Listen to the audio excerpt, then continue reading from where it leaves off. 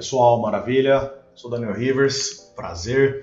Sejam bem-vindos a mais um vídeo aqui de After Effects. Dessa vez eu vou abordar um pouquinho antes aí, uma parada um pouquinho mais conceitual, né? Mas quando a gente fala de conceito, a grande questão é conceito do quê? Né? Tem vários tipos de conceito, vários tipos de planejamento.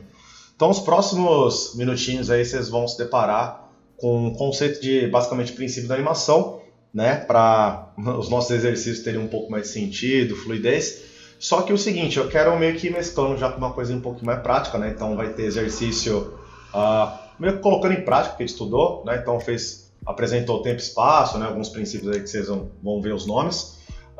E já coloca em prática, né? Para fazer sentido, né? Agora entendi por que tem que fazer assim, assim, assado. Né? Obviamente com dicas de edição de curva.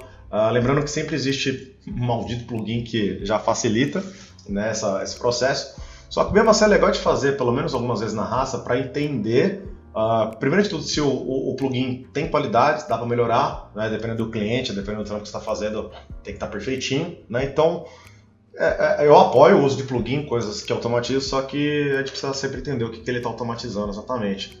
Beleza? E se dá para alterar, acho que esse é um dos fatores mais importantes.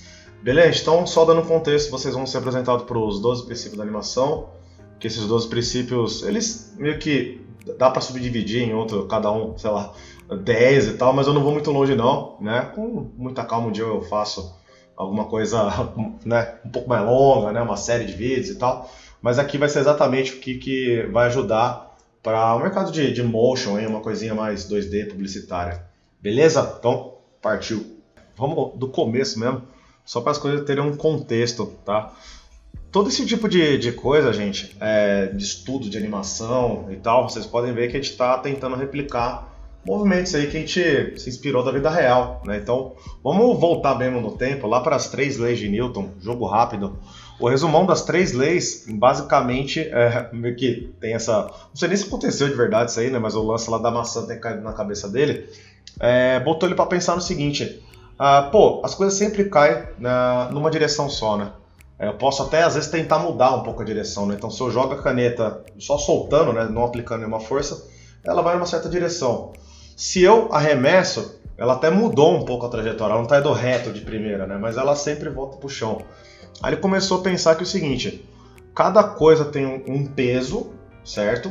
Aí, então, vamos supor que uma pessoa pode pesar 50 quilos, 60, 70, tem objetos que pesam de 1 a 2 quilos aí e tal. E isso pode meio que mudar uma parada que é a tal da movimentação. As coisas se movimentam. Quando você se movimenta, você está basicamente se deslocando. Né? Então pensa assim, é um monte de coisa que, é rotineiro. Hoje em dia é coisa que a gente já aprende desde criança, já está lá no nosso subconsciente. Quando a gente vai tentar replicar isso aqui numa animação, a gente tem que resgatar para facilitar o nosso trabalho. Né? Então, vocês podem reparar que assim, quando você vai se movimentar, sei lá, tocou campainha, e você está lá na sua casa, está no seu quarto e tal, você pode ver que você tem que se direcionar até chegar lá na porta. Então, quantas direções você foi mudando, né? Você conseguiu ir sempre na mesma velocidade, né? Então, para descer a escada, a gente vai um pouco mais devagar, um pouco mais rápido, se for o caso. Né? Então, você pode ver que cada palavra que eu vou citando é um princípio, é um estudo diferente. Né? Então, trajetória é vetor, né? Para onde eu estou me direcionando, é para frente, para esquerda, para direita, eu tenho que subir alguma coisa, escalar, vou para cima, tal, tudo isso é deslocamento. Você se desloca numa certa velocidade, né? Então, aí a somatória disso tudo é o tempo que você levou. Você levou 1 minuto para chegar lá na porta, né? Você poderia, de repente, você quer bater o seu recorde, você vai chegar mais rápido. O que vai acontecer? Você vai repetir a mesma trajetória, ou pode mudar um pouco o percurso, para de repente que vai exigir menos alteração e todas mais rápido, né? E justamente, aí outra viagem que ele começou a ter é que as coisas, elas, por mais que estejam paradas, o que vai fazer com que ela mude de posição, indo para algum vetor, numa certa velocidade? Aí tem um tal da energia, né? O que pode realmente realizar a tal da propulsão. Né? Então, quando você pega uma bolinha de gude e dá um peteleco nela, você está aplicando uma força. Então, a trajetória dela, onde ela estava antes, para onde ela vai, ela mudou completamente devido ao seu impulso, né? E o tempo todo vira uma disputa do impulso que ela foi acumulado nela, né, devido ao seu peteleco, e a gravidade, né? Então fica duas forças rolando ao mesmo tempo. A gente não vê isso olho nu. Tá? Então, o grande resumo das 3 leis é justamente esse aqui, né? O primeiro, que é a lei da princípio da inércia, tá? Que é basicamente isso aqui, ó, para um corpo sair do seu estado em repouso, né? Ou de um movimento retilíneo uniforme, né? A velocidade constante, né? Você está lá sempre a 60 km por hora na marginal, exemplo. É necessário que venha uma outra força para atuar sobre ele, né? Então a maçã caiu lá da árvore que caiu na cabeça dele, porque justamente a gravidade tirou ele lá e o cabinho ali da árvore não estava já mais com aquela saúde toda e acabou quebrando, né? Porque a gravidade ficou o tempo todo puxando. A segunda lei, que é o princípio fundamental da dinâmica, é apresentar outros fatores aí, né? Então massa, né? Esse lance que eu falei do peso, quando a gente fica pulando, por exemplo, não dá pra gente sentir isso, mas a gente tem uma concentração de massa, que a gente pesa a mesma coisa o tempo todo, né? Se desse pra gente parar, assim, sei lá, Deus vai lá, alguma força divina vai lá e pausa você no momento que você tá no ar e te pesa, vai botar a balancinha ali, você vai estar pesando a mesma coisa. Só que a concentração de massa ela acaba mudando, né? Nossos órgãos e tal. Você pode reparar isso aí, não sei se vocês já viram aqueles vídeos assim, eu vou acabar mostrando aqui depois, que mostra coisas em slow motion, né? Você arremessa uma bolinha e tal, e aquelas câmeras, lascadas de tecnologia, vê ela, mano, 300 frames por segundo. Você vai ver que, mano, ela desloca toda, ou seja, você pode ver que ela amassa e tal, e isso é o deslocamento da massa. A massa parada dentro do volume, é quase que o mesmo assunto. E vocês vão reparar que tem outras coisinhas pra gente calcular. Para calcular quanto tempo um navio chega num certo destino, tem que calcular lá qual que é o peso dele, quanto que os motores lá junto eles conseguem trabalhar para alterar a velocidade se for necessário, para aumentar e tal, né? Então o lance da aceleração, velocidade e aceleração é diferente. Para quem já jogou muito jogo de corrida, tá ligado, né? Então uma coisa, comparação o filme lá, Velozes e Furiosos, tinha a brincadeira do Brian O'Connor com o Vin Diesel lá, né? O Dominic Toretto. Você me deve um carro de 10 segundos. O que é isso? É um carro que de 0 a 10 segundos ele vai conseguir alcançar 100 km por hora, né? A tal da arrancada. Então isso aí, ou seja, é um outro tipo de... Você está falando de velocidade, sim, mas está falando da alteração de velocidade, né? Tem uns freios ABS que é para conseguir fazer com que eles parem com uma força mais abrupta para fazer com que ele pare. Então, ou seja, se antes de você acelerar, chegar numa velocidade constante, parar, tudo isso depende de várias outras forças. O freio ABS é uma outra força, né? O motor para acelerar é outra conta que a gente precisa fazer, né? E basicamente a terceira, né, que é a lei da ação e reação, é que basicamente tudo tem uma reação, né? Quando a gravidade puxou a maçã lá da macieira, ela caiu na cabeça do Isaac Newton, machucou ele. Isso foi uma reação. Beleza? Então isso aqui meio que gerou todo o planejamento. Como é que a gente pode começar a animar para ficar engraçadinho na tela, para fazer uma animação bacana. Então isso aqui eu quero mostrar os princípios aqui, as leis de Newton, para separar o que isso aqui é útil para nós animadores. Isso aqui é útil para meio que vocês entenderem que as animações elas são segmentadas. E antes de uma ação principal, você tem a ação, que é o principal, você vai dar um soco. Mas qual que é o tipo de movimento, força e aceleração que você faz antes? Como que é o impacto e o que acontece depois?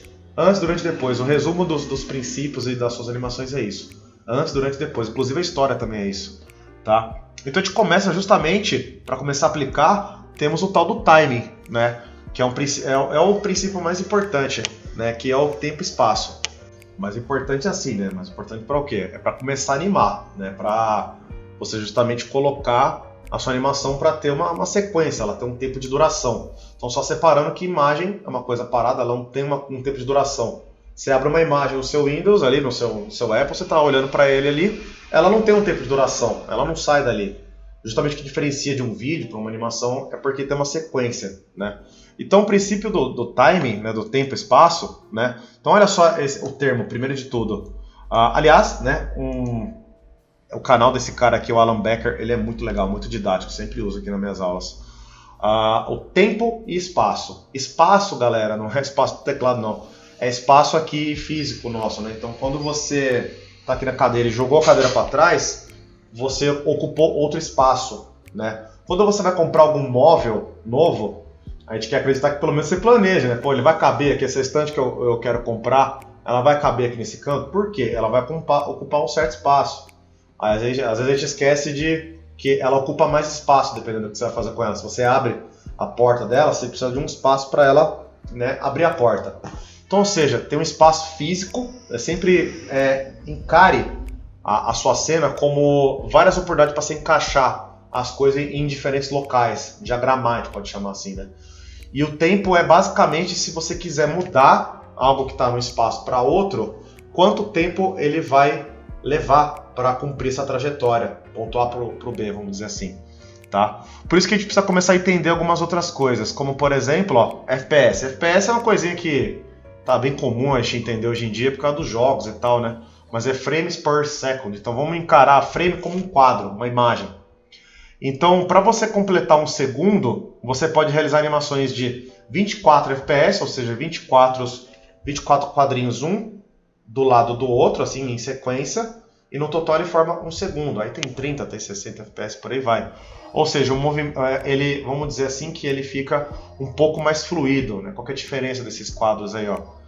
Basicamente aqui para essa ação você tem um começo, meio e fim, né? Ele tomou uma pancada aqui, e se você faz uma coisinha muito reta, né? Só o bastão ali vindo, dando a pancada na cabeça e ele já depois jogando a cabeça para o lado, se você colocar só esses 3 quadros, pode ser que fique muito rápido, você não entenda o que aconteceu. Você precisa completar alguns frames entre eles para mostrar, para dar a oportunidade de, nos próximos frames, mostrar qualquer outro objeto se deslocando.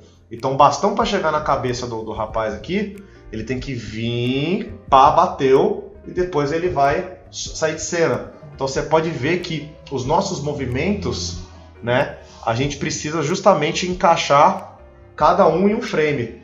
Para o meu braço vir daqui para cá, eu tenho várias interpolações, vários, vamos dizer assim, meio termos para eu conseguir mudar esse ângulo e vocês entenderem que eu estou mexendo o braço, né? De novo, uma coisa muito rotineira, né?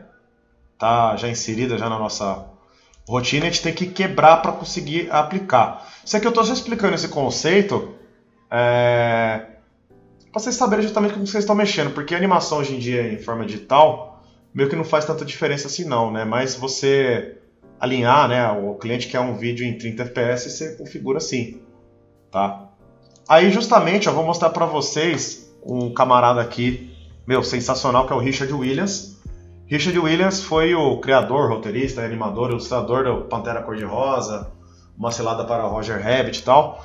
E ele era um mestre a gente vai falar mais pra frente um princípio chamado Story Ahead, que é essa animação quadro por quadro, né? A galera realmente desenhava, fazia um desenho, próxima página, o desenho, né, a sequência dele, por aí vai.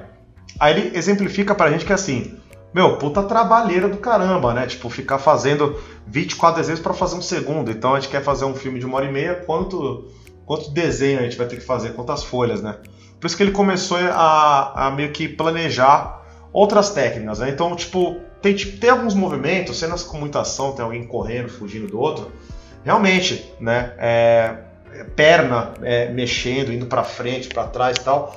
Tem muito movimento pra gente entender que isso é uma pessoa correndo. Aí não tem muito ponto de escapar, mas o movimento que ele é bem sutil, tipo alguém escrevendo assim e tal, mas ele fica quase que parado olhando pra folha, é um movimento sutil, ou seja, uma ação que ela não tem muito movimento, né? Aí ele começou a pensar no seguinte, dá para eu duplicar os frames, né? Então, 2 frames que são iguais, então em vez de 24 frames para aquela ação lá, eu vou fazer 12. Então, 2 frames iguais, e o legal é que naquela época, como era tudo desenho, você vai fazer um desenho só, né? Para reaproveitar ele mais uma vez. Quando o movimento é mais parado ainda, você pode fazer on 3, ou on 4, ou on 6. Né? Então, quando o movimento é realmente muito parado, você faz 4 desenhos ali com realmente as 4 posições mais importantes, né? Caneta aqui, aqui, aqui, aqui. E entre eles é tipo o mesmo frame repetido. E, meu, dependendo do como a pessoa faz, você nem repara esse tipo de coisa. Né? Então é um princípio assim, muito importante da gente entender por que ele existe, tá? Que em alguns momentos na publicidade pode ser que seja necessário, né? Só para mostrar um exemplinho bacana, né? Tem uma técnica, meu, bem antiga aqui vamos dizer assim, já de animação. Se tem duas imagens em sequência uma da outra, contando a mesma história, já temos uma animação. Né? Então você vai ver aqui o tal do traumatrópio, né? Taumatrópio, perdão. Basicamente era essa paradinha aqui, né? Você faz os buraquinhos num papelzinho com um círculo. Né? Então de um lado tem um desenho de um passarinho e do outro uma gaiola. Né? Então, ou seja, nunca em nenhum momento ele desenhou o passarinho dentro da gaiola. Isso aqui são 2 frames e você já tem uma historinha, entendeu? Então justamente são 2 FPS basicamente para você contar essa história aqui super básica, né? Temos aqui um outro, que é esse nome quase que impronunciável, Phenacistocóprio, que ele já começou a complicar um pouquinho mais, né? Que é movimentos com mais necessidade. Tá? Então você vai fazer uma ação tipo um cavalgar de um cavalo assim, você tem mais movimento, né? O cavalo fazendo assim, assado, perna, a pata dele para cá e para cá, para contar justamente com essa certa fluidez, tá? Então, ou seja, você pode ver que aqui a gente está aumentando os frames, mais complexidade, mais frames para contar essa história. Aí a gente consegue realmente ver, ó, em alguns momentos que tem uma certa velocidade para tocar essa animação, né? Isso aí é muito importante. Mas você pode ver que tem a necessidade. Então, sempre vejo esses frames como uma grande necessidade real de quantos quadros você precisa em sequência um do outro para realmente contar alguma ação. Então, lembrando que tipo histórias mais complexas, Pixar e tal, é um aglomerado de ações, é um aglomerado de movimentos, né? Então, tipo do macro para o micro, vamos dizer assim. Temos o zoótropo também, que é mais complicado ainda, e aqui já meio que nasceu o tal dos 24 frames por segundo. Né? Aí o pessoal foi sempre tentando avançar um pouquinho mais a tecnologia, né, para colocar isso aqui nas telonas. Né, então. Mas o legal é que o pessoal, primeiro de tudo, conseguiu resolver a parte artística. Né? Geralmente essa é a ordem. Conseguir contar uma história. Agora vamos se virar para colocar nas telas para o grande público, né? Então, basicamente essa sempre foi a ordem, né, natural das coisas. Na sequência aqui, galera, mostrar uma coisinha que com certeza vocês já viram, que é a cena de crédito lá do Wall-E, né, o filme da Pixar, né? Acho que não é mais spoiler depois que passa tanto tempo assim, né? Basicamente eles vão resetar a Terra, né? Eles vão meio que começar do zero, tipo plantar a porra toda, né? Meio que vai botãozinho lá de reset. Aí basicamente eles vão contar isso, eles não fizeram um filme para contar isso, eles contaram meio que na cena de crédito, só que cada parte vamos dizer assim, cada etapa para você refazer a Terra com um movimento artístico. Então começando assim com a pintura rupestre, né? Então olha que legal, que interessante que eu tava falando, ó. A galera saindo da Axion. Né? Isso aqui não é uma pessoa só em sequência, né? Isso aqui são várias pessoas saindo, né? Então tem uma sequência de espaço ali entre elas. Então você pode ver que a animação é toda quebradinha, né? Toda meio somente as poses mais importantes para te entender o que eles estão fazendo. Não, e vai justamente evoluindo. Agora já tem movimento mais fluido, né? Não que naquele tempo tinha, mas sempre respeitando também a parte mais artística, né? Cores, né? Para como que era o tipo de traço, curvas e etc, como que eram os gestuais, né, e tudo mais. Então, ou seja, isso aqui tudo, o que eu queria mostrar mais era o início, né, que era pintura rupestre, e tinha muito isso, né, pintura rupestre era uma maneira, sim, de contar a história, né, sequência de imagens, era um grande diário. Beleza, gente? Então, entendemos basicamente aqui como é que a gente pode entender a timeline. Bora fazer um exercício aí, rapidão, só para a gente introduzir lá no After. Então aqui no After, só lembrando que tem aulas de introdução da interface, tá? Então não vou parar para meio que contar o que cada botão faz, eu vou realmente só usar o meu botão que eu já introduzi nas aulas de introdução de interface, tá? E vamos colocar elas numa sequência prática. Eu vou fazer uma bolinha rapidão só para dar o contexto do timing, tá? Então, rapidão, fiz uma bolinha aqui, sempre aquele lance de ajustar o pivô dela, tá? Opa, olha, tem essa ferramentinha aqui com o Snap, ele ajuda a gente. Eita, soltei, não, liga de novo, tá teimando comigo, né? Beleza, desligou. Vamos lá. Então é o seguinte, ó, é questão de tempo e espaço. Se bem que fundo preto com a bolinha preta não dá, né, Daniel? Então bolinha vermelha, tá? Aqui no meu canto esquerdo. Então é o seguinte, até relembrando que lá na parte transform, ó, ele fala qual que é a posição exata dela. Esse pivô aqui tá realmente me desafiando. Pronto. Tá, então, jogo rápido, não tem muito mistério não, galera. Tanto é que a minha própria composição já fala que o frame rate é de 30 frames por segundo. Beleza? Então, aqui, ó, se eu até diminuir... Opa, se bem que a minha câmera tá cobrindo.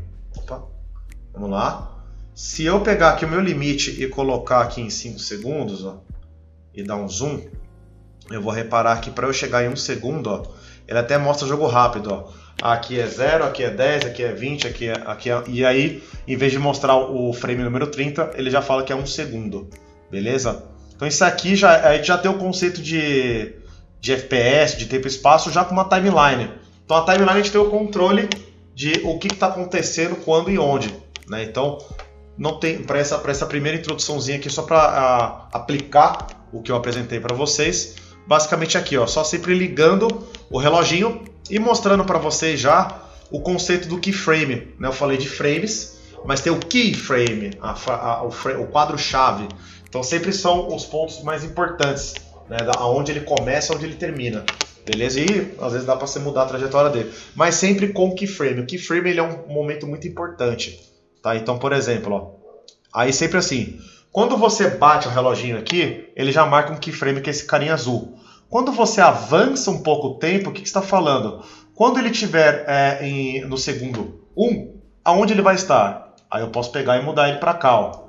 Você pode ver que automaticamente, assim que você muda, ele já bate um frame, que ele está entendendo que você quer que quando ele esteja no segundo 1, no frame número 30, ele esteja exatamente ali, no canto superior direito, ou seja, sendo um pouco mais preciso, nesses números aqui, ó. Eixo X 1619 e eixo Y 283, né? Y é cima e baixo, né? A posição dele na altura, e o frame 1000 e a largura, né? O primeiro número ali é meio que na horizontal, qual que é o espaço que ele está utilizando aqui na minha horizontal. E vocês vão reparar que ele faz a trajetória para a gente e ele mostra aqui, ó, pequenos pontinhos, ó. Esses pontinhos são os frames que ele está levando para cumprir essa trajetória. Né? Então você pode ver que eles não aparecem aqui, mas eles existem, eles estão aqui, entre um keyframe e outro. Tá? Tem um princípio muito importante que a galera sempre esquece, que é o seguinte. Imagina uma situação onde eu quero que essa bolinha ela já exista, né, no frame 0, só que ela só começa a se movimentar depois do frame 1, né? Então, do segundo 1, primeiro segundo. Então o que acontece? Eu vou até resetar, selecione e deleta, tá? Ele desliga para você. Lembrando que o reloginho ligado quer dizer que você está autorizado a animar. O que pode acontecer aqui? Ó? Eu posso até marcar de repente no frame 0, só que eu tenho que reforçar que eu quero que ele... para ele chegar de repente lá no outro canto, no segundo 2, você tem que pensar quando que ele vai começar. Tem que ter um começo, meio e fim. Tá? Então no caso, se eu quero que ele comece depois do 1, então eu reforço, ó, opa, né? Clica nesse cara aqui. Se eu clicar aqui eu vou desligar, beleza? A animação. Agora, depois que a animação, o modo de animação já está habilitado para aquela camada e eu quero colocar o keyframe, é aqui, ó. Então beleza, liguei, agora sim. Agora eu estou falando que a partir do frame 1 ele vai começar a se movimentar para algum lugar, tá? Esse aqui é um dos modos. Quando eu quero fazer uma coisa mais retilínea, né, você pode ver que ele tem um certo ângulo, né? Quando eu faço esse movimento com o mouse ele não dá precisão, né, numérica, vamos dizer assim. Quando eu quero fazer uma parada bem retilínea mesmo, tipo só o eixo X, por exemplo, eu vou por aqui, ó, posiciono o mouse aqui, ó, aí ele vai 100% retinho, tá? Aqui dá um pouquinho mais de precisão, esse tipo de coisa. Tá, gente? Então, aqui basicamente eu só mostrei o princípio do timing, beleza? Tempo e espaço, então essa bolinha, ela levou basicamente 1 segundo para realizar essa movimentação, porém a obra toda tem 2 segundos. Tá? É simples, mas agora vocês entenderam o porquê que precisa planejar tudo isso aqui.